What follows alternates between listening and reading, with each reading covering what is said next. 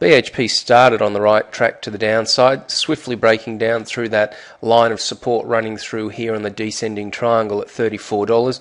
You can see price action gapped and dropped down through there very, very nicely, and all looked very, very impulsive. However, that impulsiveness petered out. You can see we've got this falling wedge type pattern right here. We made significant or successive lows, but only marginal, so a real loss of momentum to the downside, and prices have been moving to the upside ever since. As a result, the way we'll now label this chart, rather than impulsive, it is still corrective to the downside. So we have a wave A.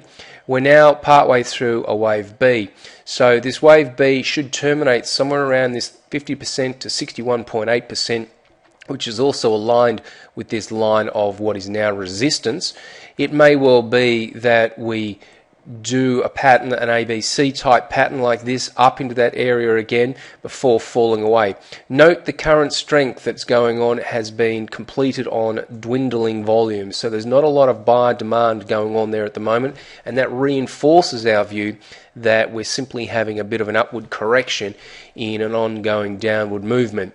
Ideally and eventually we'd like to see prices down towards 28, and ideally we'd like to see any movement down towards that area on decreasing volume. That would be a very, very good signal, or a very good sign, especially when aligned with this type of loss of momentum pattern right here.